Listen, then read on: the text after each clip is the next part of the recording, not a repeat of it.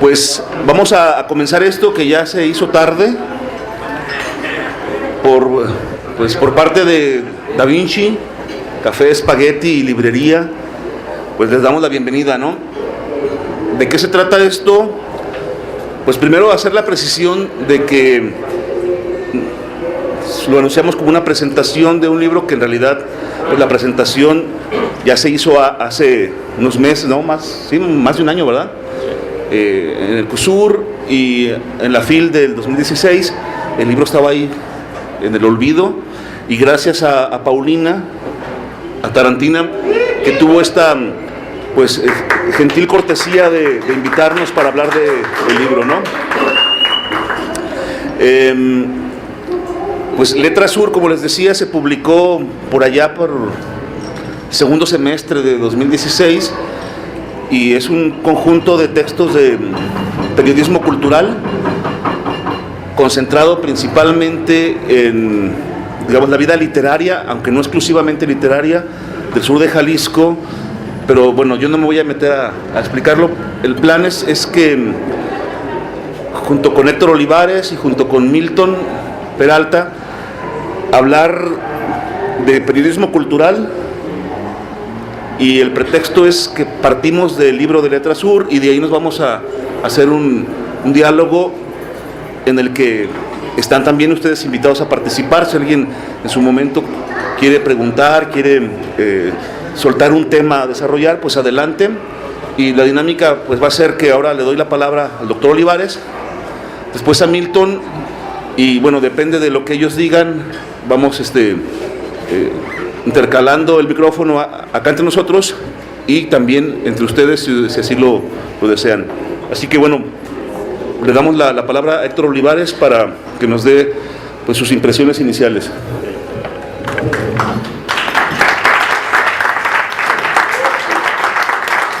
Okay. Bueno, pues muchas gracias por la invitación. Siempre la oportunidad de charlar de este tipo de temas es bienvenida. Pues ahora sí, aunque uno tenga las deficiencias propias del tema. Yo no soy de letras, soy médico, pero bueno, aquí estoy.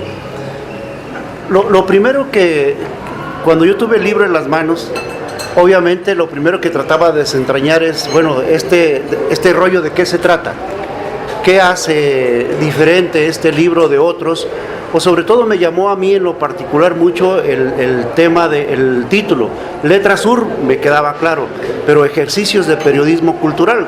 Así es que lo primero que dije, bueno, ¿qué es periodismo cultural? Tratar de entender yo para saber esta situación. Obviamente te metes a buscar una definición y es como buscar a un José, ¿no? Te hallas un José o un Jesús en cada esquina.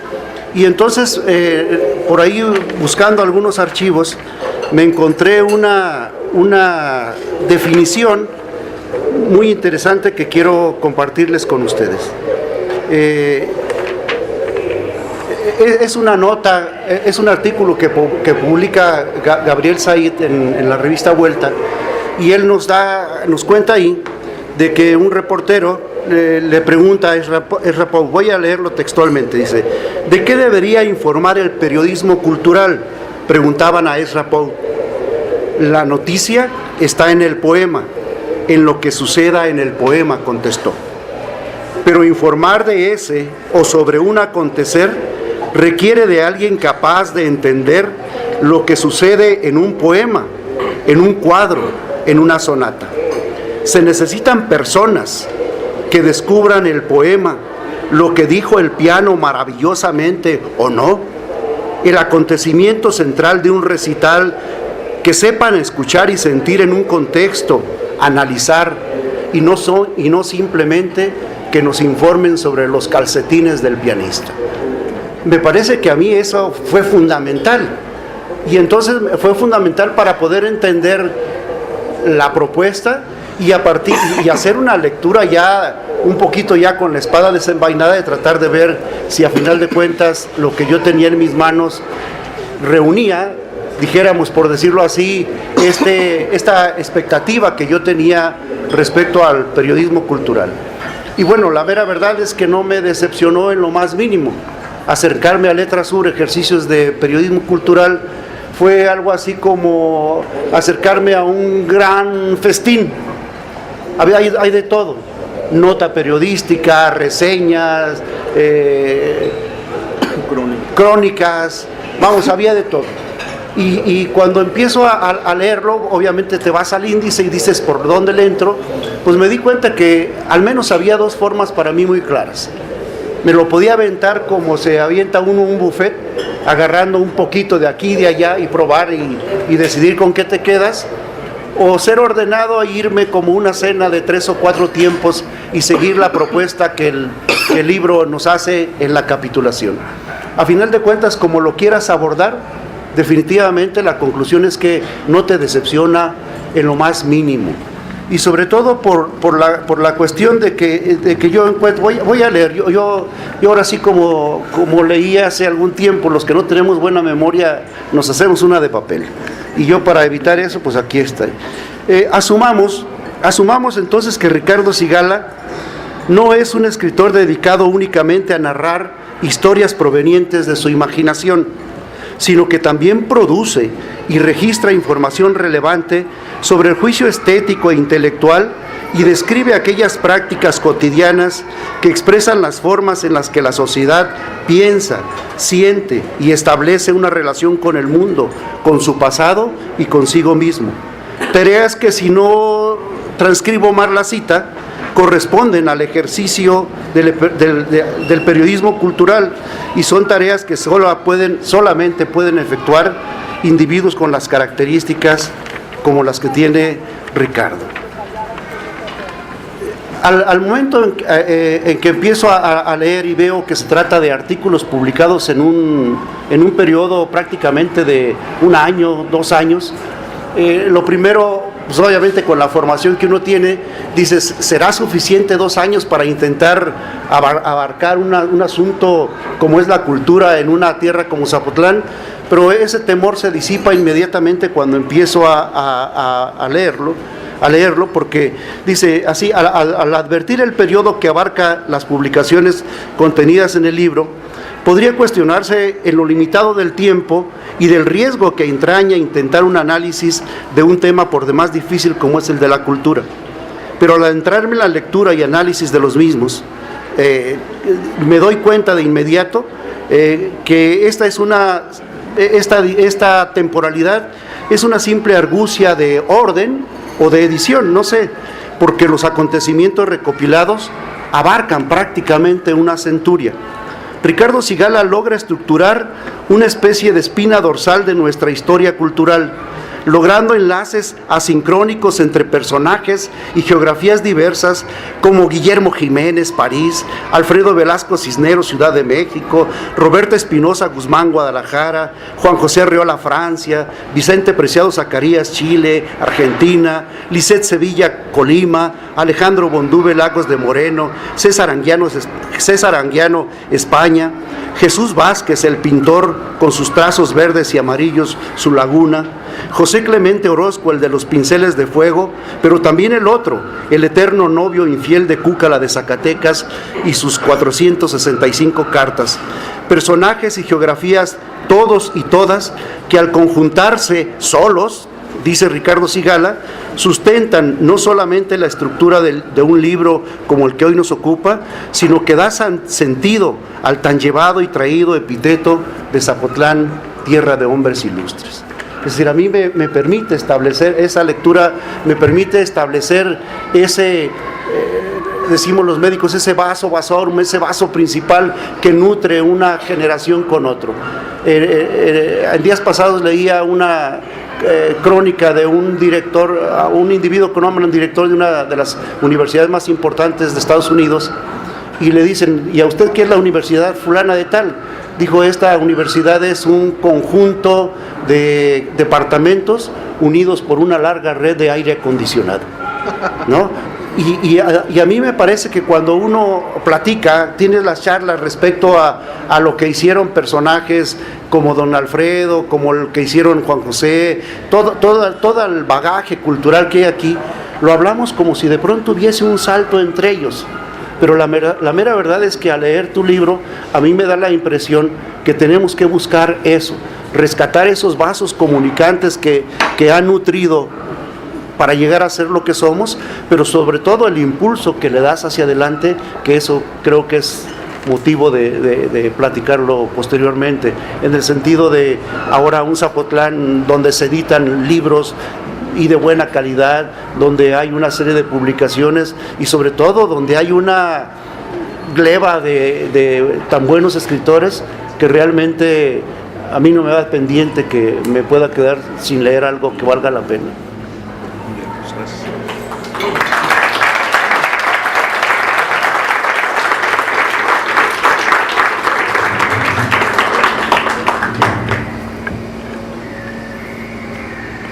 Bueno, buenas noches. Sí, ¿verdad? Bueno, en mi participación yo comentaré sobre Ricardo Zigala. Lo veo como un coleccionista de datos, datas, personajes, anécdotas, lecturas, pero sobre todo de una persona que comparte todo ese bagaje de conocimiento. Sobre todo es importante en esta época, en este momento en que la información fluye tan rápido, tan veloz, pero que de esa misma forma esa información se va perdiendo, se va cayendo en el olvido. Y como decía el doctor Olivares, los que nos falla la memoria intentamos hacer una memoria virtual, pero esa memoria virtual en las redes, en las noticias, se olvida, se satura y se pierde. Y Ricardo Zigala lo que hace es dar un paso atrás, detener, respirar un poco y decir que la memoria en papel, recordarnos lo que ha pasado los últimos años en la cultura de Zapotlán y de la región, que pareciera que pasó hace mucho, pareciera que ya no nos acordamos quién ganó ciertos juegos florales, quién ganó ciertos concursos, qué presentadores o qué escritores vinieron.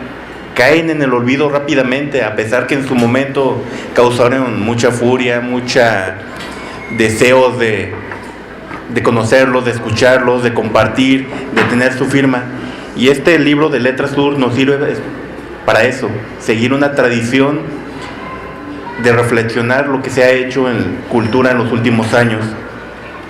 Y pareciera que es poco, pero nos deja muy claro y nos recuerda que ha sido mucho y muchos los que han construido este camino en los últimos años en la cultura, y que no es necesario reflexionar y quedarnos en los Juan José Arreolas, en los Guillermo Jiménez, en los Mauro Velasco, los Alfredo Velasco Cisneros, sino que en los jóvenes que han estado participando en este momento, y que de aquí a 20 años, cuando la memoria virtual ya tenga Alzheimer, el papel seguirá vigente y nos dirá exactamente lo que estuvieron haciendo y lo que estuvo pasando en este momento. A mí me tocó construir este libro a partir de la amistad y de la relación de editor que me ha tocado tener con Ricardo desde La Jirafa, desde el Diario de Zapotlán, desde el Diario El Volcán, y semana a semana me ha tocado leer estos artículos, algunos otros escucharlos en la radio,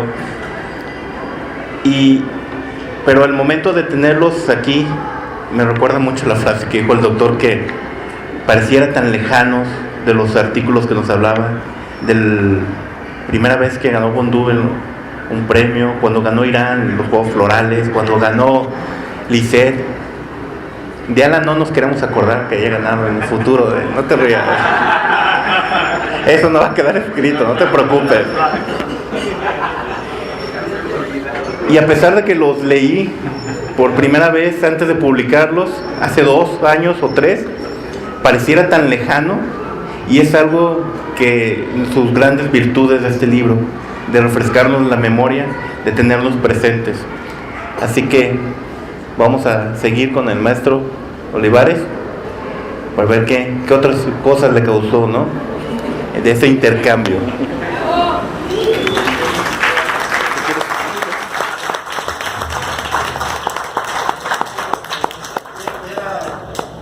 Un asunto también obligado era hablar de Ricardo.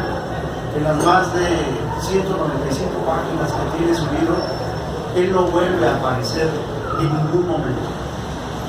No hay una sola referencia a Ricardo Zigala en todo ese acontecer que tú narras, bueno, los que conocemos y quienes sufren sus alumnos saben que ha sido un actor importante en la comprensión de muchas de esas situaciones. Así es que, bueno, valdría la pena. Y además me llamó mucho la atención la invitación que nos hizo el César, ¿no? Al polifacético Ricardo Zigala. Y bueno, yo dije, bueno, conozco a Ricardo Zigala desde hace tiempo, menos en persona que como escritor. Pues mucho antes del trato personal tuve la fortuna de encontrarme con una copia de sus periplos, notas de un cuaderno de viajes en una librería de viejo en la Perla Capaz. Ya siendo amigos, me enteré, y no por él, que también es autor de paraísos, así como de un sinnúmero de artículos de opinión, reseña de libros, notas periodísticas, de investigación literaria, un generoso protagonista, un prologuista de libros, activo verbotraficante en Radio Universidad de Guadalajara, fundador de talleres literarios, mentor de enfermos del mal de Montano y Virgilio de nobles escritores ansiosos por lanzar sus escritos por las ventanas del mundo de la literatura. ¿Cómo no estar entonces de acuerdo con el adjetivo de polifacético que le endilga el grafómano de César Anguiano? En este caso el adjetivo es tuyo para César, nuestro anfitrión de esta noche. A mí me parece que esto era como un reconocimiento personal, porque en realidad los que te conocemos sabemos de tu voz. Es decir, no aparecer en un libro cuando eres tú actor protagónico, me imagino que es un ejercicio muy interesante y personal que tienes que hacer.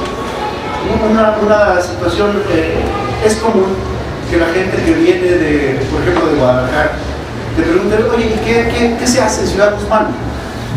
Bueno, pues les das las referencias, haces esto, puedes hacer esto, pero simplemente con el primer capítulo de libros y libreros, yo digo, tengo para sacar una ruta de las librerías en Ciudad Guzmán. Somos un espacio con más librerías per cápita que hay en el país. Y esto es interesante, porque si uno pudiera trazar una ruta de las librerías, como se trata, por ejemplo, la ruta de los 7 templos, estoy seguro que podríamos recrearnos de una buena de arquitectura que habla de la grandeza que vivimos, de espacios de recreación, de cafés, de buenos aguajes para una cerveza, un mezcal, y obviamente encontrarte con la sorpresa de que todavía te puedes encontrar libros verdaderamente hermosos, por decirlo algo. Esa es y otra de las situaciones que a mí me gustó mucho como lector neófito en el asunto, encontrarte con reseñas como las que hiciste, es decir, reseñas con el rigor que se debe de tener para justamente contribuir a que el lector seamos un ente pasivo, no solamente un individuo que lúdicamente se avienta un libro y le preguntas, oye, ¿de qué se trató? No sé, pero estaba chido, ¿no?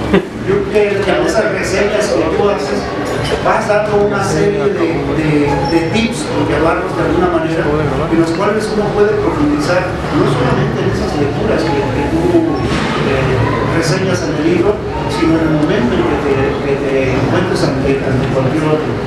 Y ahí se nota entonces la mano de un pedagogo. Porque tú, para mí, ante todo, creo que tu misión, independientemente de la del escritor, es la de formar escritores, y a mí me parece que esas reseñas que haces en los libros, a mí para podernos, para entrar en la lectura, porque están exentas de ese lirismo, de ese horror de la pedrantería, como dice bueno, se me olvida el autor de la soberbia intelectual, Enrique Serra. A mí me parece que eso es un enorme aporte, porque no solamente te enseña, sino te invita. ¿Te estorba la pata? Está bien. Se lo va a dejar así. Sí. ¿El programa? También el libro tiene una doble herencia. La herencia que muchos de los de aquí presentes a lo mejor no se han dado cuenta, no se han percibido dentro de ella, pero trae la herencia del doctor Vicente, sus libros también, de esa recolección de tus notas culturales, de tus notas que publicaba en La Voz, mismo con José Arreola, el cual el doctor Vicente Heredero, con el libro de inventario con sus columnas de todas Pacheco. el periódico nacional, para terminar pronto. Y es esa misma fórmula que nos vienen entregando desde Guillermo Jiménez, José Arreola, el doctor Vicente, y Ricardo Sigala toma esa herencia como propia, no la desdeña, la toma como propia, la acomoda muy a su estilo, y precisamente lo que decía el doctor, hereda precisamente lo que él ha hecho también como maestro, porque muchas de las cosas que mencionan de muchos de los ganadores, por ejemplo, son sus alumnos, todo lo que ha construido, las reseñas de sus alumnos, de sus comentarios, y es una doble afirmación y un doble respaldo hacia ellos, hacia la memoria futura de saber lo que se hizo en este momento. Esto se ha ido, lo hemos comentado mucho con Ricardo, que el periodismo no es algo que se desecha con la nota del día siguiente, ¿no? El periódico de hoy ya es pasado y basura el día de mañana.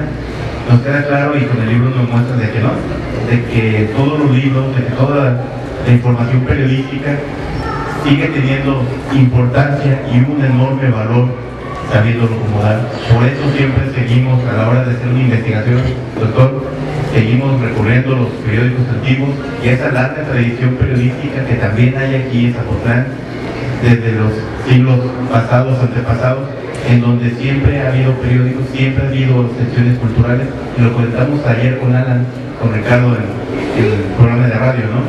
Tenemos una larga tradición de suplementos culturales, de revistas culturales, pero hacía falta también seguir reafirmando y reuniendo colecciones de libros. Mencioné a unos, pero faltan, porque son muy pocos los que ha habido, ¿no? Son básicamente 4 autores los que han hecho esta recopilación de sus escritos en libros. No mencioné el libro de Guillermo Jiménez, el de Cuaderno de Notas, ¿no? Con 7 ensayos sobre la danza, que al final de cuentas son cosas que se publicaron, trabajos que se han editado en periódicos que aquí están presentes para refrescarnos la memoria de lo que hacemos y de lo que somos, y sobre todo saber hacia dónde vamos culturalmente. Comentaba el doctor sobre las 8 visitas a las librerías, que podríamos bien terminarlas aquí, ¿verdad? Con una buena cerveza, un buen minutito. Gilberto quería contar de hace rato, de una vez.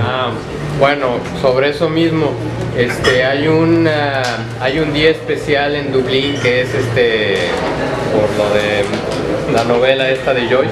A lo mejor se podría hacer algo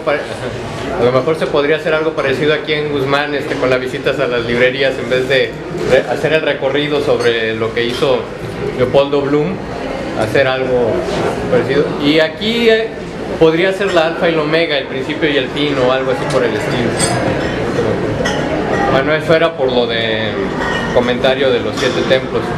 Luego le quería preguntar acá al doctor si cuando estaba revisando a Gabriel Said no se acordó, no se topó con el texto de Organizados para no leer. Parece que Ricardo tiene la misma lógica, pero al contrario, o sea, nos organiza para leer. Al menos a todos los que estamos aquí tenemos alguna influencia al respecto. Sí, yo trataba, obviamente, los sesgos de la formación, y bueno, a estas alturas menos, ¿no? Se le quitan a uno. Dicen que el gobierno no se les debe quitar aroma. Yo trataba de enfocarme, trataba de enfocarme como bibliólogo que soy. Yo digo, toda la vida trabajé en la bibliografía identificando los focos de dirección para evitar que se propagara. Y resulta que uno de los bibliotecarios entre los focos de dirección para propagar. Eso parecía ser la contradicción al final de pues qué buena que se propague este asunto de la lectura y poder diversificar. Es decir, a final de cuentas, yo creo que no sé si me suceda, pero una de las cosas más frustrantes es leer de un libro y no tener con quién conversar, no tener con quién compartir las impresiones que tuviste respecto a eso. Y entonces esta situación a mí me parece fundamental. Yo vuelvo a insistir, cuando tú lees las reseñas que hace Ricardo Sigala y te somete a un rigor de lector, pero es una pedantería que te aleja de la misma, ¿no? y eso a mí me parece fundamental. Hace rato cuando hablamos, obviamente todos aquí son muy jóvenes, pero uno de los personajes que inician como comentadores de la lectura fue el señor David Limón, por supuesto de periódicos, porque ahí íbamos a alquilar las cómics para poder leer, que obviamente no se podían comprar, no eran accesibles a todos, entonces era un desfile, un rondín de chiquillos alquilando la novela, ¿no? Por el cómic para poder leer. Eso es fomentar la lectura de alguna manera, a lo mejor no la que marcan los cánones, ¿no?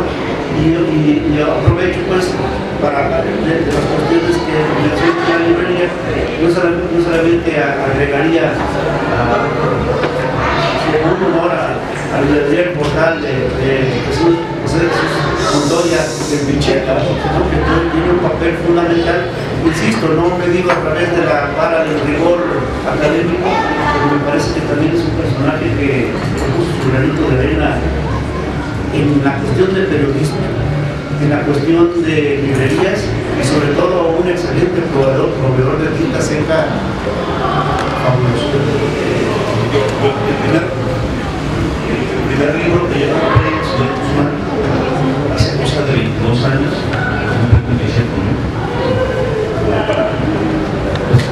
evidenciar que tienes toda la razón. Creo que ya no quieres algo. En la entrevista de ayer que le hicieron sobre la presentación, habla un poco sobre el desempeño editorial que falta en Zapotlán. ¿Podría ahondar un poco en qué necesidad hay en que haya una planificación editorial en Zapotlán para esta literatura joven que está surgiendo ahora, ¿no? Y que hay una necesidad de cubrir Yo siempre he insistido y a veces seguramente canso a la gente de que el asunto de la cultura, particularmente la literatura, tiene que ver con redes, que es un asunto muy complejo. Y regularmente uno, desde el campo de los escritores, los aspirantes a escritores, reduce esta situación a la voluntad de escribir. Es decir, hay escritores que hay que ganar concursos, bla, bla, bla, pero en realidad el escritor y su obra pues sí no tiene ningún sentido. O sea, para que se escriba, bueno, para ser leído, tiene que haber escritores, bueno, porque tiene que haber lectores, pero tiene que haber quien venda libros. Por eso yo me detengo en las librerías, me detengo en los lectores, hay concursos, ¿sí? Y bueno, tiene que haber concursos para que haya una especie como de cenazo. Siempre con los criterios pueden ser cuestionables, pero finalmente es un cenazo. Las instituciones también tienen que jugar un papel muy importante en la iniciativa privada y los editores, la prensa también. La prensa tiene que estar vinculada con todo esto. Es una gran biblioteca, ¿no? Se requiere quien escriba, se requiere también un ambiente favorable a la escritura, talleres, profesores, colegas. Se requiere quien lea, promover la lectura, se requiere promotores de lectura. Pues, si ya tenemos lectores o hay lectores en potencia, estamos quien tenga esos hijos. Y ahí les vamos dando vueltas, ¿no? Incluso el hecho de que los funcionarios públicos se jueguen los nombres de los artistas, también es un caso que puede verse desde ese punto de vista positivo, ¿no? Que hay lugares donde los escritores son así como, ay, no, hay que evitar ese tema. Aquí los funcionarios dicen, se arreglan, pues qué bueno, ¿no? Y como creo que se han venido dando un montón de cosas favorables, porque, pues, aquí hay un germen.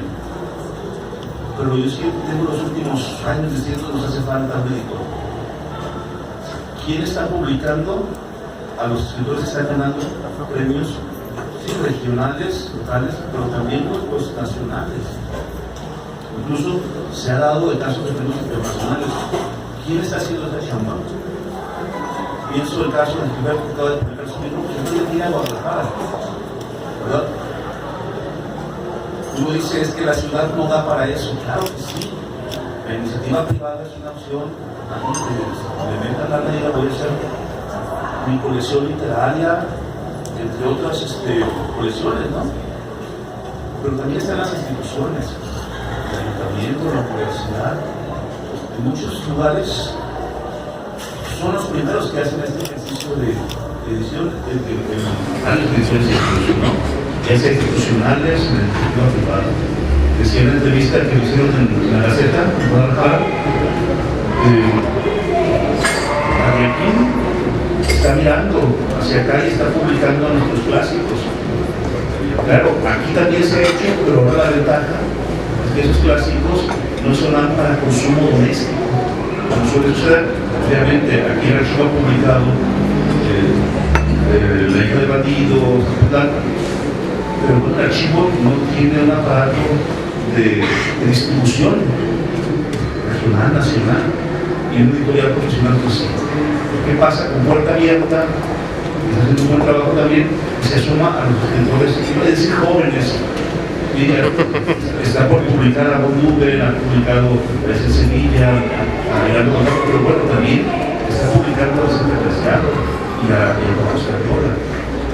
Entonces, digo, ¿por qué si las editoriales de Guadalajara y de Colima recurren a nuestros escritores para sus catálogos?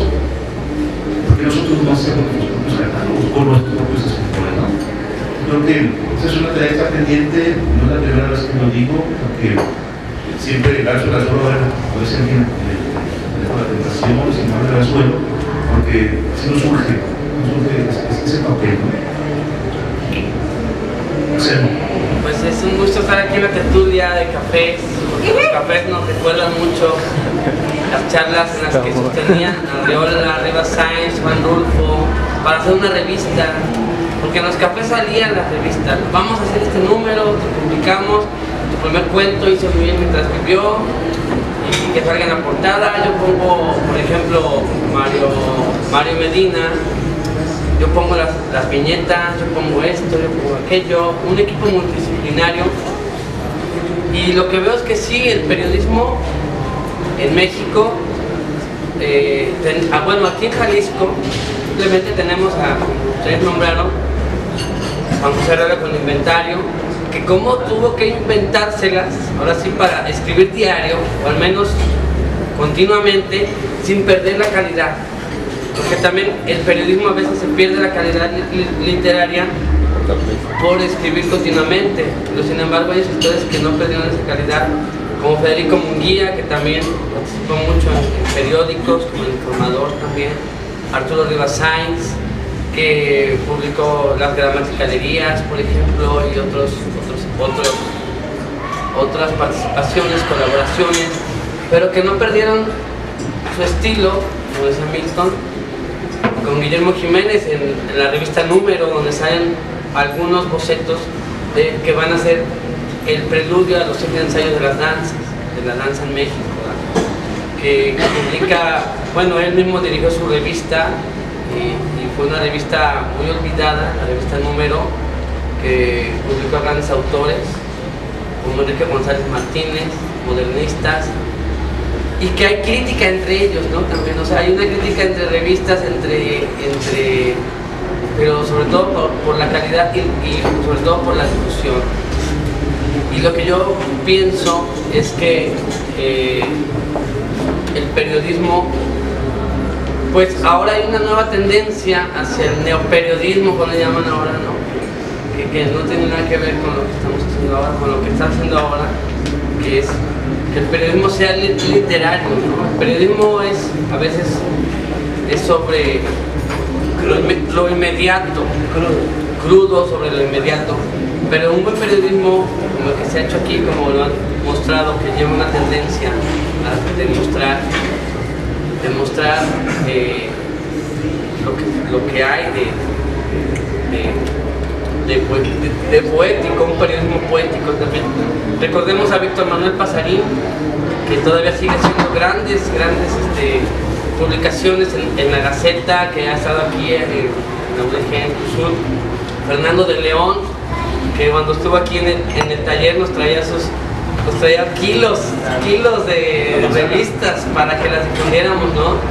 Porque la verdad que no alcanza Guadalajara y Ciudad Guzmán es uno de los grandes ríos del periodismo para que se siga dando y que haya una conexión entre el periodismo de lo que se hace en el COSUR o en la región sur de Jalisco y lo que se puede hacer en Guadalajara. Yo creo que lo que hace falta es eso, vincular, hacer extensión, difusión cultural y yo creo que es un buen camino, este libro es un buen camino para recordar que sí se hace buen periodismo y que sea una enseñanza también, ¿no? En el cómo incursionar en él. Y creo que se está dando una nueva generación de periodistas que van a retomar la tradición y la innovación, porque la innovación no quiere decir que se pierda la tradición. Yo creo que hay que juntar los dos, la tradición y la innovación. En revistas virtuales, periódicos virtuales también se está dando un auge, pero los amantes del papel somos los que queremos ver el papel escrito impreso, ¿no? Tenerlo ahí en nuestras manos, mientras degustamos un café, mientras degustamos una cervecita, estar leyendo el periódico, ¿no?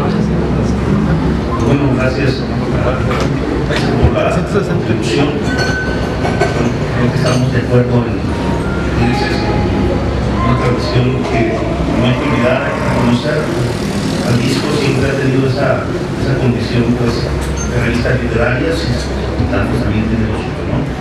Importante, lo que dices tú, la calidad, pues es que todo periodismo tiene ese compromiso con la realidad. Bueno, en el caso del periodismo cultural que se hermana tanto con el discurso a veces literario, pero también de las responsabilidades, es un compromiso que tiene que ser realmente. Bueno, antes que nada, la figura de Ricardo Sigala siempre ha sido un referente inmediato en el sur de Jalisco para lo que es la literatura. Lo digo porque cuando me tocó estar en la Ciudad de México en la licenciatura de Letras Hispánicas, bueno, de los letras, agarró y la figura de Ricardo Sigala era un inmediato en la literatura contemporánea.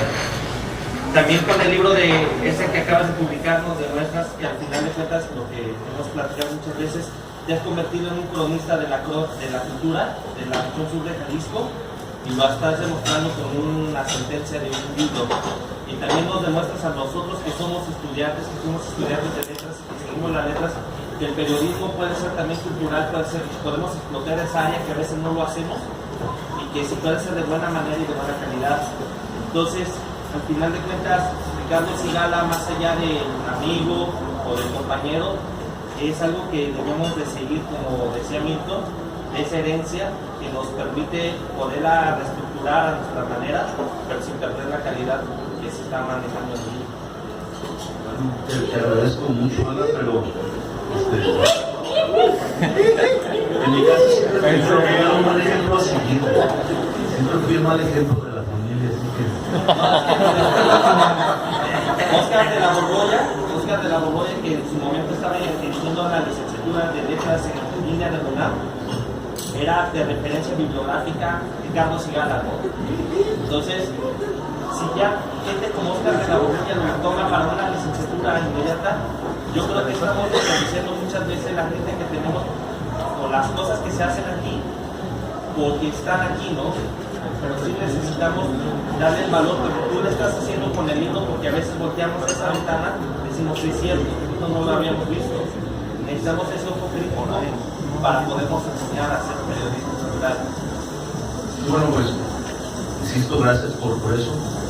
En realidad lo que uno tiene que hacer, o sea, es el trabajo que a uno le corresponde, ¿verdad?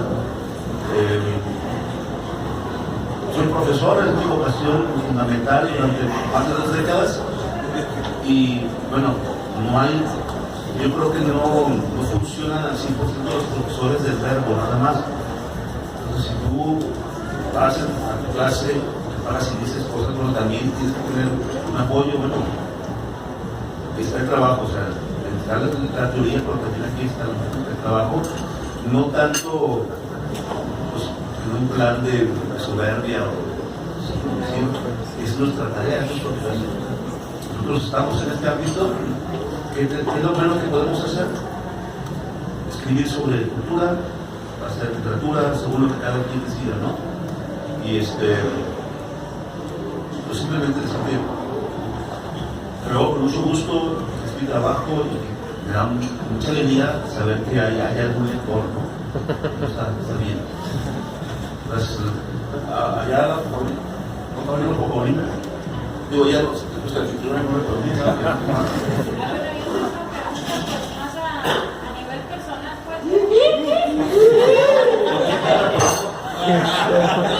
Sabiendo pues que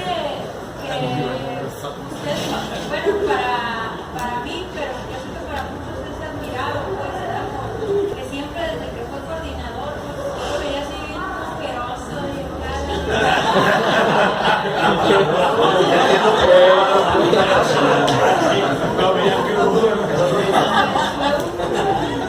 quizás en la historia que yo tuve el mejor coordinador, ¿no? Y uno de los profesores también.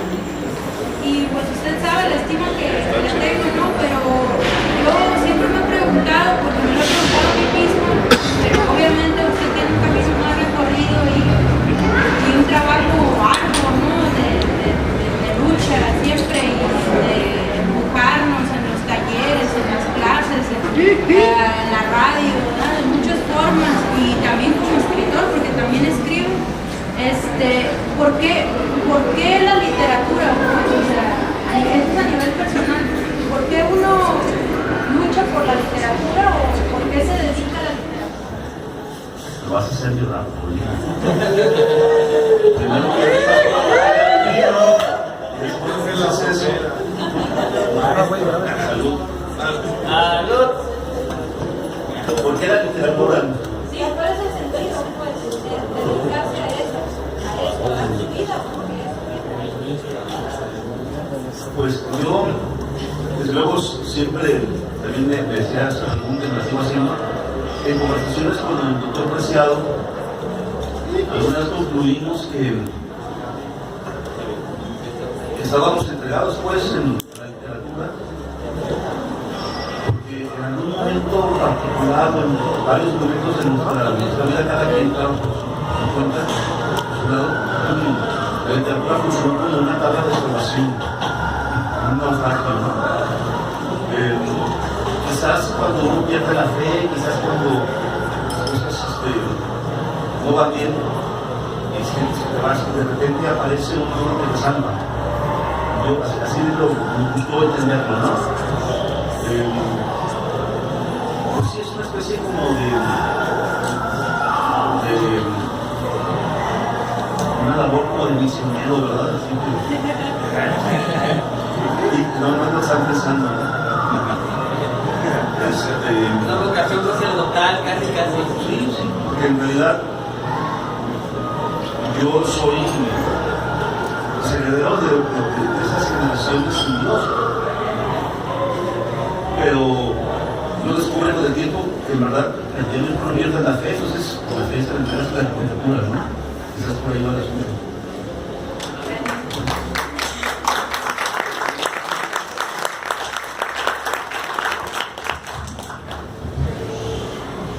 La construcción de estas colaboraciones que se hacen libros viene a partir de la reflexión en soledad, de la reflexión entre cervezas, entre amigos, entre a veces el coraje y el gusto.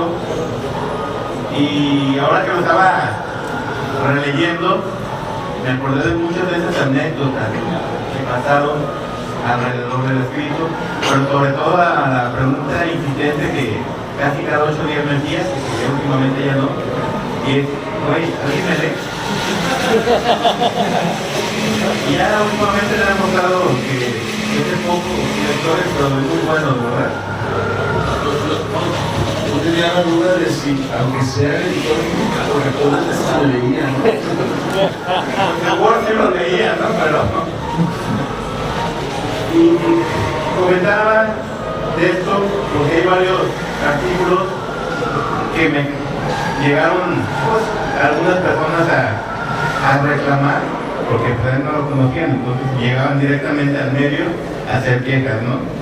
Como este de Palface, para la historia, Arriola en la Rotonda. En este básicamente hace una crítica a los políticos que ese día, para muchos especial, para otros pues simplemente un protocolo, se dedicaron en sus discursos a hablar de la misma frase de José Arriola, ¿no? Yo señor después de Zapotlán Hernández, y tomándose fotos en la rotonda, en la estatua, en donde todos tuvieran un símbolo arrolino. Ricardo, días después, saca este artículo criticando esta cuestión cuando un personaje literario se vuelve mercadotecnia, ¿no? Y se vuelve una banderita política. Y yo le decía, es que estoy seguro que no le entendieron, pero supieron que los estabas criticando por el detalle de que los estabas diciendo que nada más se conocían una sola frase, ¿no? Y de que nunca lo habían leído. Entonces decía, pues, ya ves, te leen, dos o tres personas te leen, o por lo menos les platican de la crítica que hiciste, ¿no? Otra... A mí me gustaría, a propósito de esto, a lo mejor te pongo el ritmo que traes tú de tu comentario, pero la verdad es que quiero leer este texto,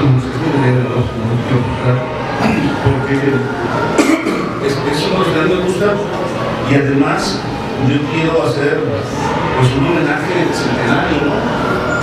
Yo esta mañana comenté en la radio que para mí, y supongo que para mucha gente de cultura, pues todos los actos literarios que hagamos, sean íntimos, privados o públicos, necesariamente todo pues, será un homenaje para todo este año, todo lo que hagamos, ¿no? Así que yo me molesté mucho por las cosas que pasaban cuando llevaron los restos de Arriola a la rotonda, o sea, por lo que dice Milton, pero son dos paginitas, así que ahorita se lo leo. Mi amigo Milton se llama Palface para la historia, Arriola en la rotonda. El 21 de septiembre de 2015 se trasladaron a la rotonda de los jaliscienses ilustres los llamados restos mortales de Juan José Arriola. Los actos protocolarios no dejaron pasar la oportunidad para poner en juego ese viejo mecanismo en que los políticos se ubican a sí mismos en primer plano con el supuesto objetivo de homenajear a alguien que casi siempre queda desterrado en calidad de ruido de fondo. Eso es normal. Algo también normal fueron los desatinos en las declaraciones y los discursos. No, señores, Arriola no es equivalente ni del tequila ni del mariachi. Se trató siempre de un ciudadano, y esta cosificación exclusiva, este desliz lingüístico, desde luego habla mucho del sentido que tienen para los políticos estos homenajes. Pero quizás el disparate más generalizado que se dijo y se escribió, y aquí se incluyen sociedad en general, periodistas, escritores e intelectuales, fue que estábamos asistiendo a un gran logro de Juan José Arriola, y que era objeto de una gran actividad. Diciendo estas declaraciones, para comenzar, Arriola es un jalisciense ilustre desde hace varias décadas, desde que a mediados del siglo XX comenzaron a aparecer sus libros que con paciencia y constancia fueron sorprendiendo a propios y extraños, por su orden, por la autenticidad de su palabra, su agudeza mental, su humor a veces dolorido, su imaginación prodigiosa y su deslumbrante inteligencia. El autor de Confabulario arribó a las más altas cumbres de la literatura de su tiempo, y por si fuera poco, se dedicó a hacer una encomiable tarea de formación de escritores y de lectores. Se equivocan los que piensan que un decreto de los legisladores lo ha convertido en ilustre. El logro de Arriola fue que lo declararan un jalisciense ilustre. La respuesta es no. De eso se encargó él mismo y lo dejaron claro personalidades de la talla de Borges y Cortázar que escribieron páginas de admiración y reconocimiento para nuestro hombre de letras. El otro punto controversial es considerar también un homenaje yacer en la rotonda de los jaliscienses ilustres. No niego que lo sea, sin embargo, en la rotonda hay casi 100 personajes, de los cuales muchos son ilustres, entre comillas. Un porcentaje altísimo resultan totalmente desconocidos. Ni siquiera la Wikipedia cuenta con entradas para sus nombres. Aún más, existen ahí restos de personas que tienen un rastro de sangre en su haber. Otros que representan los momentos más oscuros del sindicalismo charro y la corrupción. Todos casos de personas ilustres por decreto de los legisladores, no por sus obras. Afortunadamente, también se encuentran grandes individuos que por su innegable trayectoria artística, científica o política, dignifican el sitio. Muchos de estos seguro pueblan el noble castelo al que arriba Arriola. Ustedes conocen esos nombres. Hace unos días, Antonio Lobo Antúnez declaró en una entrevista al diario El País en España que no son los premios los que dan prestigio, sino los escritores los que dan prestigio a los premios. Yo considero que en este caso, y dudo que alguien piense diferente, miles de personas en México y en el extranjero ahora saben que existe una rotonda en Jalisco derivado de la reciente incorporación de Arriola a ella. Con esta circunstancia, es un hecho que la presencia de Juan José Arriola, este jalisciense ilustre por sus méritos y no por un decreto, se convierte en un gran logro para la dignificación de la rotonda de los jaliscienses ilustres. Y desde luego, un logro de los políticos que no dejaron pasar la oportunidad de tomarse la selfie para el Face, mientras que años atrás Arriola ya se había tomado esa foto para la historia.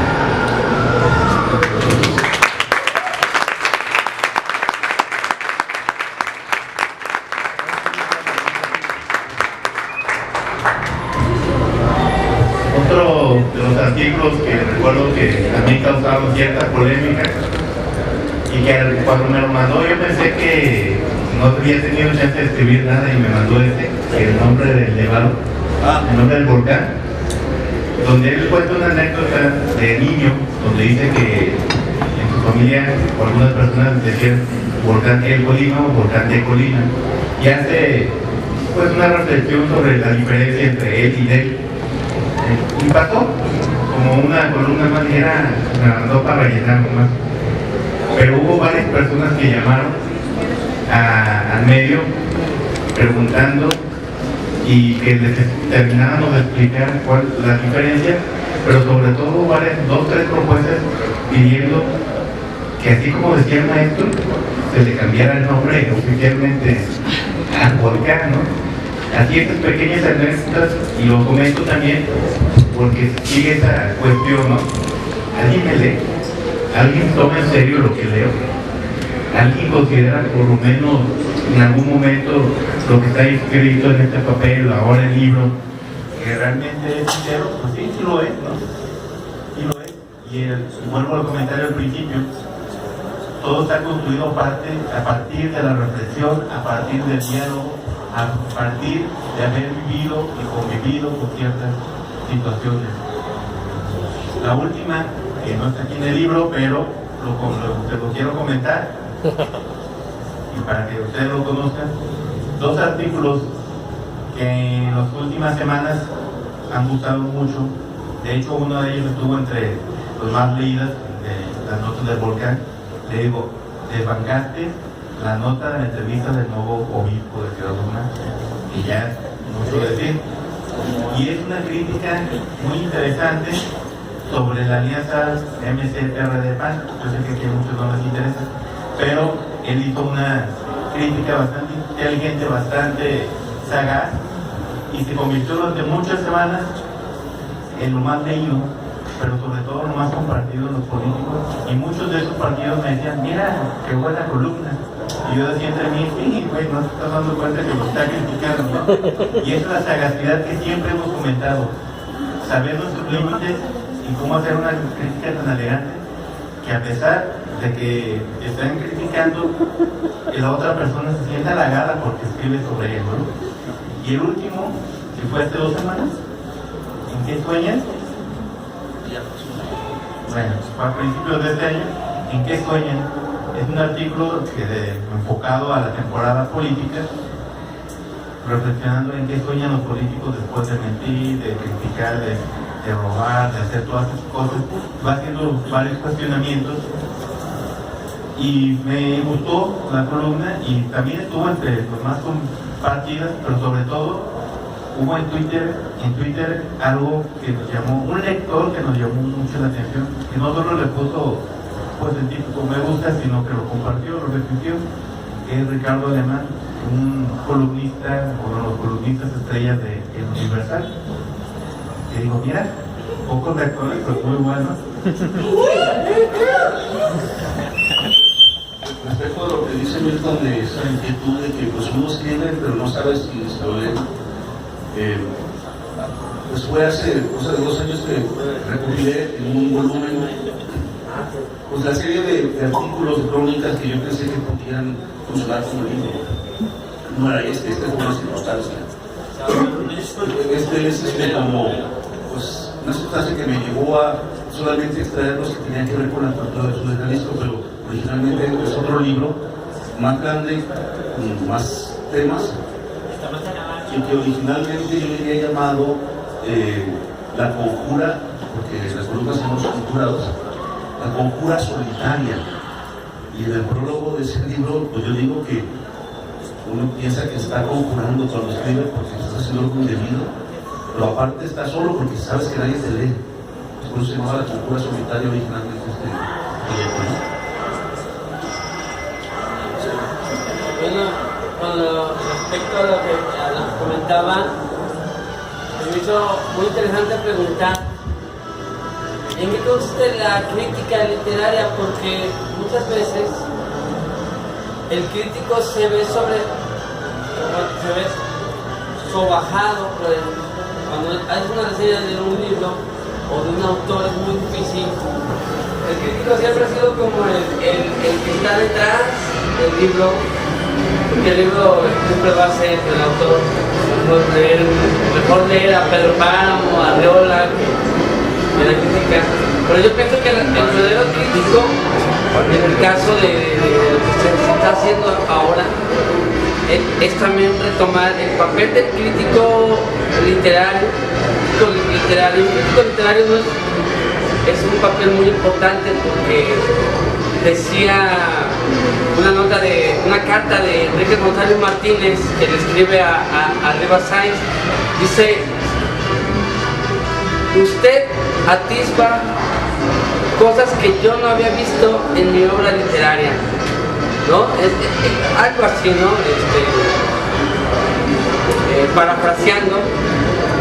Entonces, esta carta de Enrique González Martínez que le hace Rivas Sáenz me gusta mucho, porque dice: el verdadero crítico tiene que atisbar lo que el poeta, lo no dicho por el poeta, lo no dicho por el escritor, cosas que a veces no están ahí, ¿no? Y yo pienso que la verdadera crítica nos ayuda a los que no estamos tan acostumbrados a la condensación de las obras más, por ejemplo Arreola, que es cuando leemos los críticos como por ejemplo Felipe Vázquez o por no decir otros nombres, que atisban cosas insospechadas que ni el mismo Arreola pensaba de su obra, ¿no? O el mismo Rulfo, ¿no? yo pienso que ese es el papel ahora del crítico, de no estar por detrás del telón, atrás del telón de la obra, sino estar en el concierto de la obra, ¿no? Por lo que yo pienso que el periodismo es tan fundamental para ayudar al lector a darle claves hermenéuticas para leer la obra, interpretar, ayudarnos paso a paso a comprender la obra, ¿no? Yo pienso que en ese sentido me gustaría preguntarle a ustedes cuál es el papel del crítico también en ese sentido.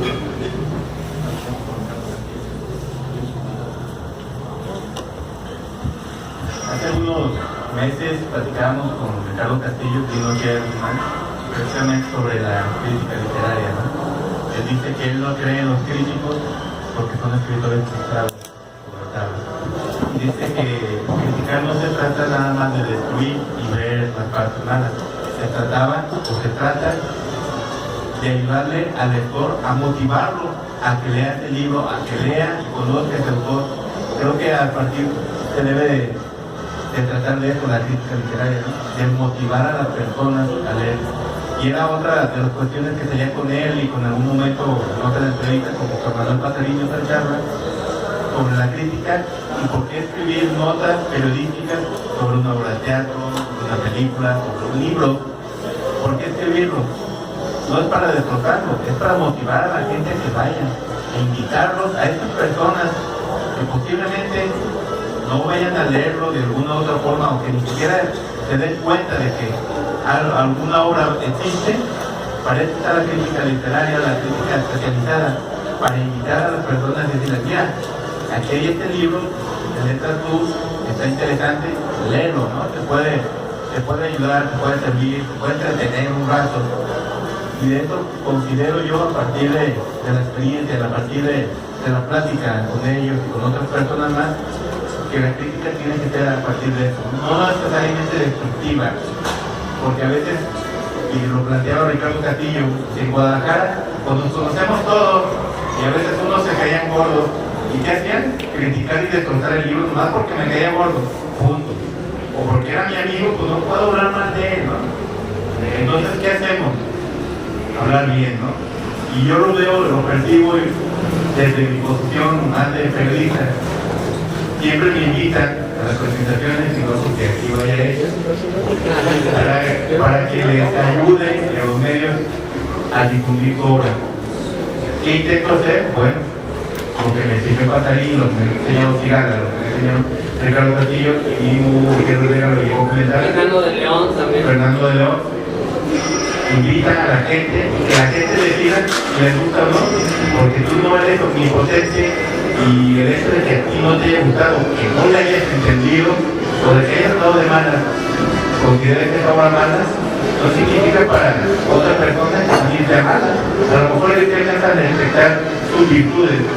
Yo creo que por ahí debería empezar la crítica, invitar al conocer esta obra y que la gente decida ya.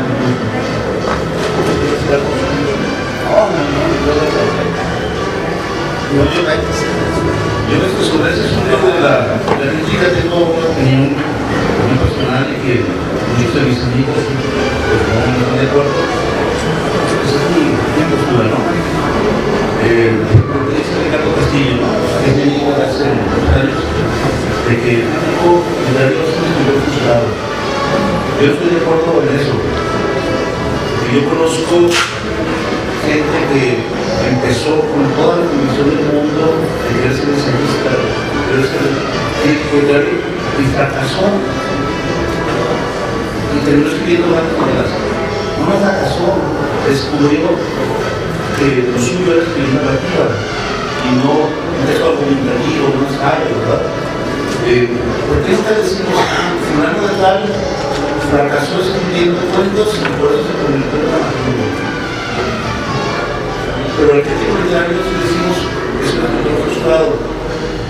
Yo creo que es un cliché creado para lanzar la saeta, ¿no? Yo creo que el ensayista, el crítico literario, es el escritor de un género como cualquier otro, igual de importantes igual de particulares y diferentes. ¿Sí? Un buen crítico literario, un buen, digamos, comentador de libros en este caso, nunca dice que un libro es bueno o malo. Nunca. Eso es un asunto personal. Un buen crítico literario intenta entender la lógica de una obra.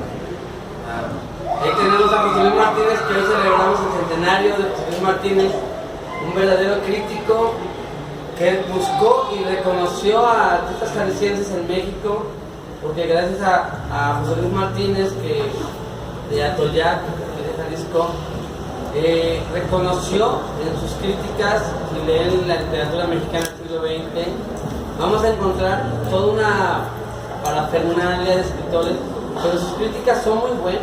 La crítica que le hace a Rivas Sáenz le dice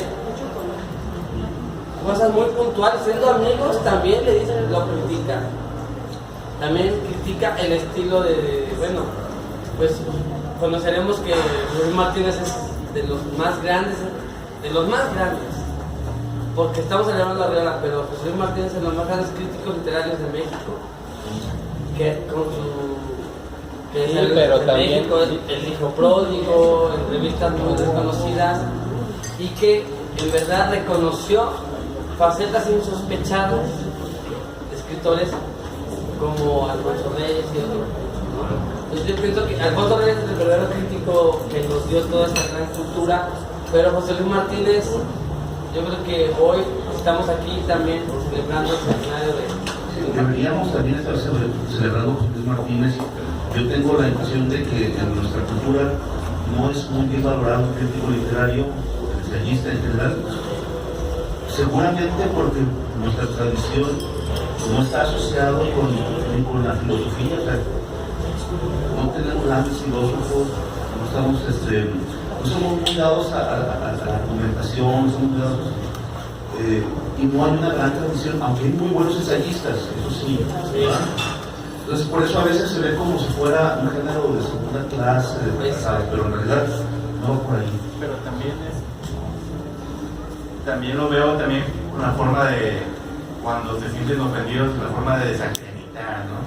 Yo creo que el periodismo, cuando a alguien no le gusta una nota, lo primero que hacen es desacreditar al que la escribió, diciéndole vendido, lo que quiera.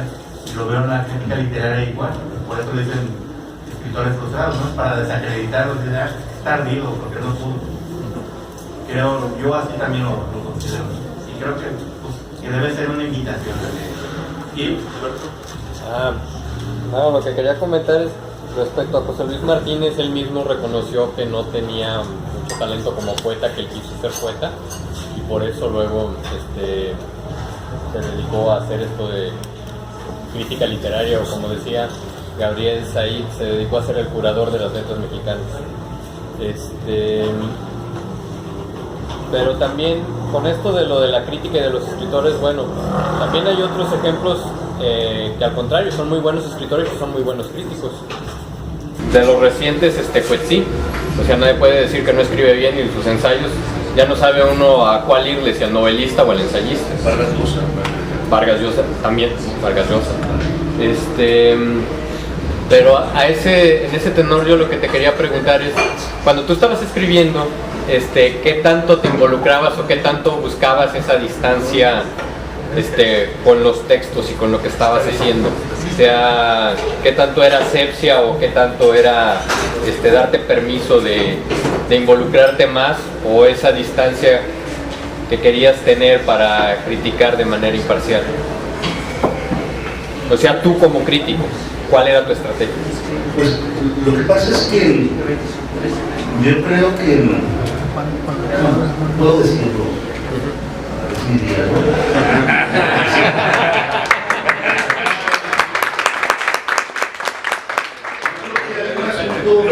Muy común en la literatura, sobre todo en la literatura tanto provinciana como en las luchas de poder de grupos, de confundir el papel de la literatura con un ajuste de cuentas. Llámese crítica literaria, llámese novela o poema. Mucha gente dice, por ejemplo, Los detectives salvajes de Roberto Bolaño es una gran novela, porque porque se burla a todo el mundo y todo el mundo critica. Eso es una ingenuidad, porque puedes burlarte a todo el mundo y hacer basura, no hacer arte, no hacer literatura. O sea, Los Detectives Salvajes es una buena novela porque es literatura, alta literatura. Claro, entre sus estrategias, digamos, temáticas, aparece burlarse de todo el mundo. Como una buena novela puede optar por su estrategia, el erotismo, la crítica social. Somos muy inocentes a veces y pensamos que la literatura, cualquiera de sus géneros, es un ajuste de cuentas. Y creo que ese es el gran error de muchos de nosotros. Cuando tú vas a reseñar un libro, tú te enfrentas no a un texto que escribió una persona que conoces o no, que te cae bien cuando no. Esa es mi postura. Yo enfrento a un texto que se inserta en la literatura. O sea, alguien me dijo, esto es una novela. Pues yo lo tengo que juzgar desde el aparato, desde ese mecanismo ancestral que es la literatura. No lo que yo piense, no lo que diga el escritor, o sea, cómo funciona la literatura. De forma autónoma. Por ejemplo, tú eres médico, vas a leer un texto, una investigación científica sobre tal tema, no puedes aislarlo de todo el contexto de la historia de la disciplina. En ese contexto tiene que ser juzgado. Entonces, cuando tú procedes así, la verdad que ni te acuerdas, no te importa quién lo escribió, si el texto, es más, puede ser que el texto no te guste personalmente, pero tu crítica no tiene que verse marcado por eso. Porque escribir no tiene nada que ver con el gusto personal. Eso no es que a veces nos hace otra cosa. ¿Fue otra? Se me olvidó otro nombre de gran crítico que hoy cumple 100 años. Antonio Alatorre. Él llegó a la UNAM sin papeles, porque él salió del seminario y se encontró con Arreola, con Rivas Sáenz y con Dulce. Y cuando llega a México, se encuentra con que le dice Raimundo Lila, titúlese mal, pero titúlese, para que fuera el director de la nueva revista de Filología Hispánica, que le heredó Amado Alonso, ¿verdad? La revista de Filología Hispánica de Argentina. Y Amado Alonso viene de Damaso Alonso, de toda esta gran crítica estilística que se dio en México, que estamos olvidando que la crítica estilística tiene otras cualidades estéticas, ¿verdad? Era una crítica que revelaba cualidades estéticas, filosóficas, literarias, históricas. Y entonces, pues, Antonio Alatorre heredó la cátedra de Agustín Yáñez porque iba a ser gobernador de Jalisco. Entonces le heredó la cátedra literaria de la UNAM a Antonio Alatorre sin titularse. O sea, estamos viendo que los tres jaliscienses más grandes, Arreola no se tituló, José Luis Martínez, que también, pues, bueno, él sí. Él sí. Bueno, pero Antonio Alatorre y Rulfo, Rulfo Alatorre y Juan José y Rivas Sáenz también. No fue titulado en literatura, él salió de leyes, ¿verdad? Entonces, como todos los grandes, antes estudiar filosofía solamente en el seminario, ¿verdad? Y muchos vienen del seminario. Cuando Antonio Alatorre dice, yo salí del seminario y me encontré con Arreola y me mostró textos apócrifos, de estos diabólicos, chidos también. Heréticos. Muy bien. Y bueno, quería comentarle a una pregunta al doctor Olivares, que él sabe mucho de que Arreola sacó un texto sobre el himen en México. Ese es un texto donde Arreola se revela una faceta muy interesante, que Arriola conocía muchos obreros, campesinos, tepachero, o sea, tenía mucha, pero el IMEN en México fue algo bien trabajado, investigado, porque por ahí me encontré luego el texto del IMEN, que sí existía el IMEN en México, que no era un texto fantástico. Es una lectura que hace Arriola de una tesis que hace un médico para titularse, y ese es el tipo saca una serie de fórmulas físicas, matemáticas, para un texto de medicina legal. Cómo saber si la persona había sido ultrajada o había habido cierta condescendencia. Entonces se le habla de una serie de fórmulas para ver si, bueno, es una locura, pero es una tesis médica realmente. Y se publicó con toda seguridad la ley, y a partir de ahí elabora ese preciosísimo texto. Pero la fórmula, si no me falla, no tiene ningún pinche sentido. ¿Cómo no? ¿Qué, perdón? No tiene sentido. Según yo, la fórmula no tiene ningún sentido. No. No estoy seguro si estamos hablando del mismo texto, pero yo me acuerdo haber visto una fórmula en los cuentos de Arriola, que es un pinche invento. Si eso nada más lo pone alguien que no tiene ni puta idea de matemáticas o de física, y lo pone así para que parezca. Porque analizándolo no tiene... No, pero el libro es un fisiólogo. Referencia, está plagado de una serie de situaciones y tienes errores, pero es una propuesta que se hace para titular, no es una broma. A lo mejor hay un planteamiento mal hecho, a lo mejor hay, como muchas de las tesis actuales, a lo mejor carece de una metodología rigurosa, pero el planteamiento era, ahí está.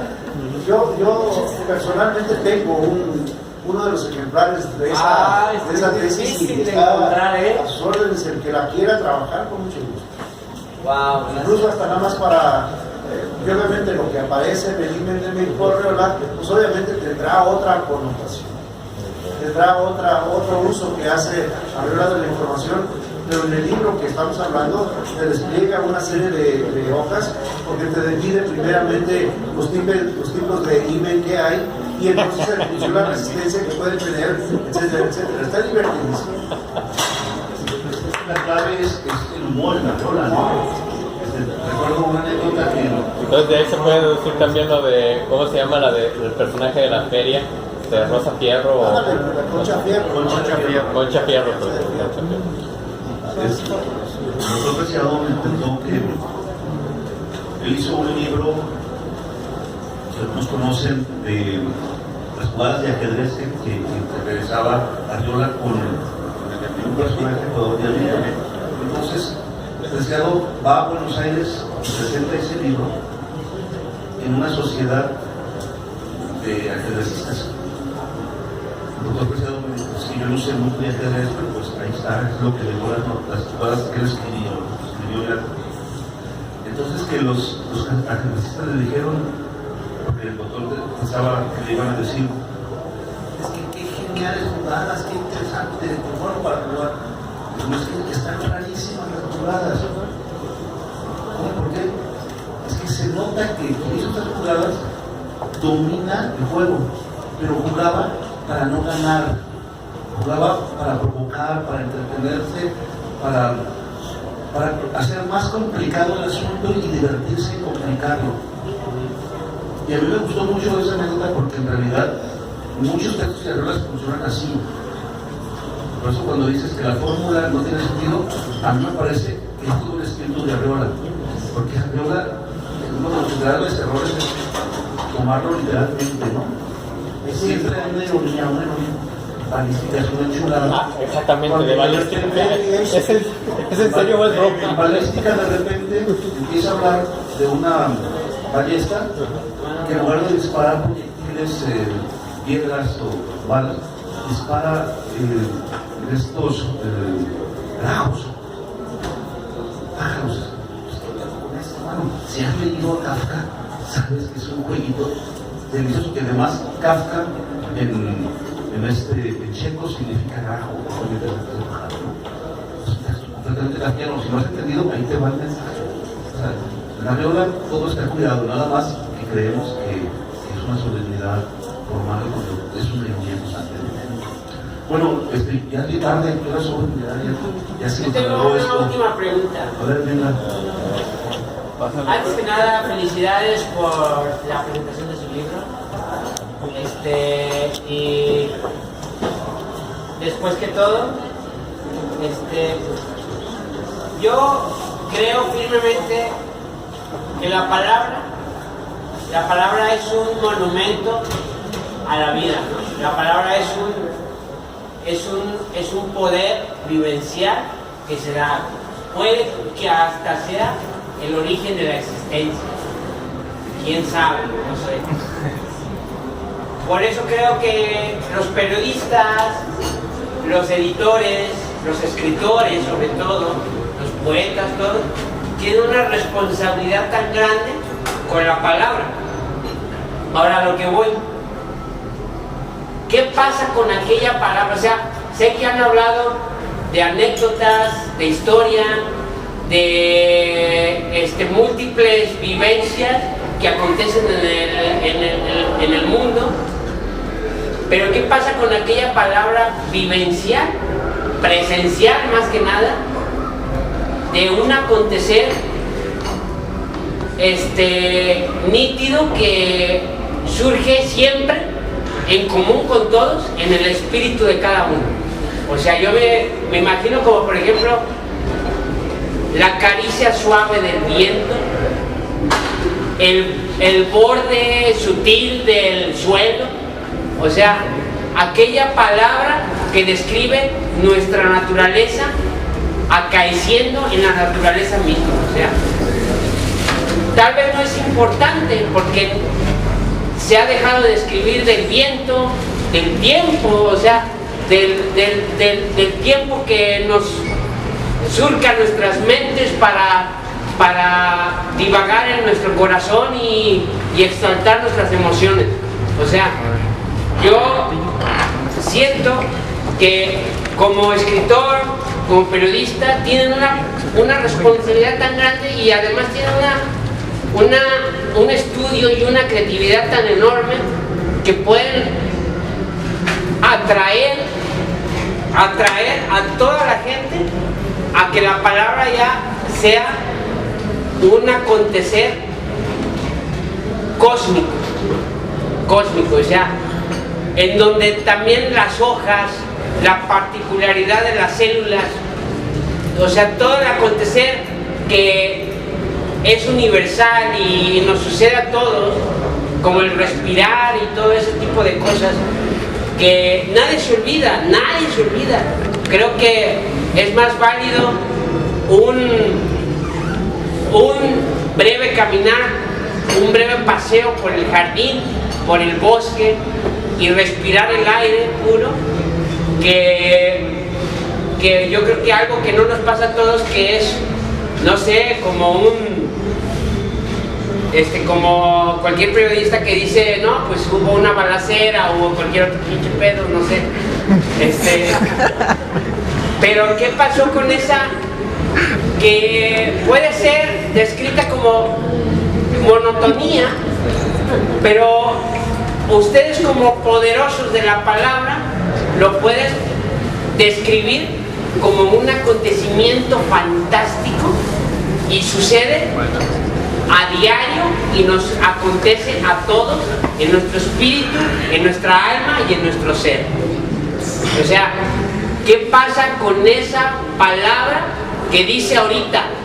Este ambiente sucede simplemente porque se escucha mi voz, y ahí acontece un suceso, ¿no?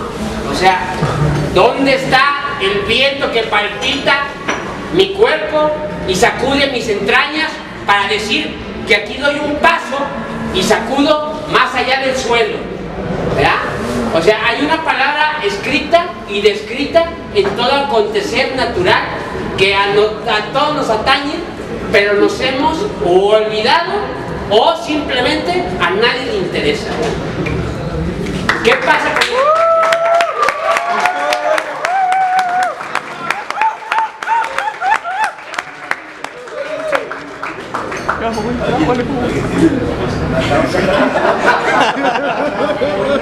Yo tengo Así, ligera.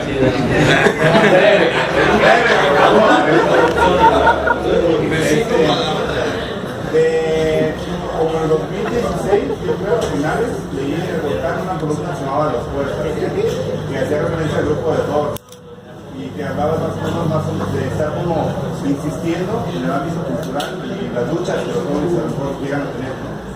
Hablaba también de Gabriel Said, que también tiene una frase que dice que el aburrimiento es la ausencia de la cultura, y a lo mejor en ese contexto, digo, yo no estudio letras, a lo mejor entiendo que el periodismo y letras es el vehículo para producir cultura, pero en relación al texto de, no sé, del 2016, ahora a inicios del 2018, ¿cuáles podrían ser las modificaciones al crecimiento de ese grupo? ¿Qué es lo que tienen que realmente hacer? Ya ni se acuerdan de que... Igual lo traigo aquí. Y me acuerdo. Me acordaba, pero cuando se me acordé, lo traigo para que lo fijo. Lo que pasa es que dice Juan, y yo creo que él cuando ejerce pásale el área, él le llama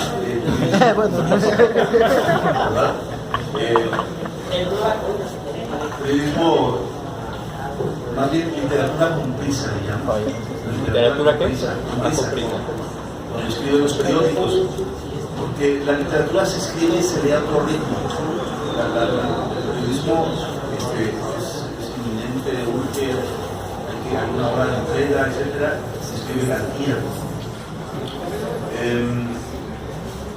A mí me gusta jugar con esta expresión del Juan Villoro de que lo que él hace es literatura cómplice. Yo digo que a mí me gusta escribir periodismo pausado, en el sentido de que en realidad yo quiero hacer un texto literario, en el fondo pues, y estoy buscando un pretexto, un tema particular, y a veces cuando suele ser que las noticias son el disparador donde se acumula eso que ya quieres decir durante mucho tiempo, ¿no? Entonces creo que tenía que ver con un aniversario de los Doors. No recuerdo exactamente si fue de muerte de Morrison o si fue del lanzamiento del primer disco. Entonces, pues con ese pretexto, y además con la experiencia, porque además uno no debe o no puede realmente hablar de cosas que no le atañen. Como para mí, yo lo he dicho en otros foros, yo llegué a la literatura no por un profesor, no por una escuela, yo llegué a la literatura por era una ocasión para decir, conjuntar todas esas conexiones, ¿no? O sea, un aniversario, una noticia, un asunto personal de mi formación, digamos, de mi educación sentimental, y las ideas que están fermentando en la sociedad, en la política, en la cultura, se hace esa conjunción, ¿verdad? No recuerdo exactamente qué era lo que aparecía en la columna, pero sí recuerdo perfectamente que es esta conjunción, ¿no? No sé si respondo. Nada más lo recuerdo. Está bien.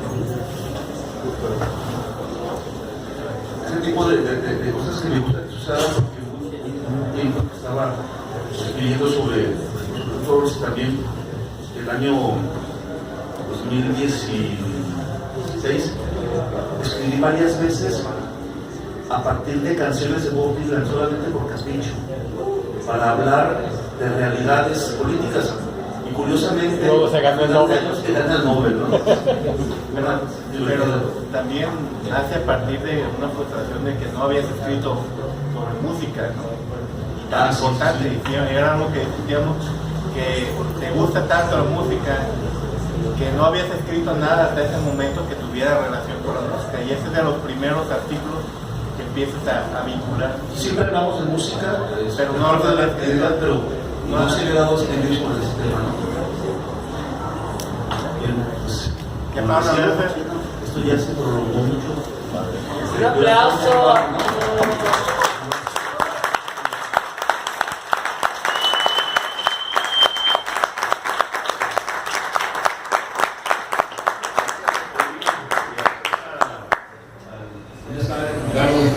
César,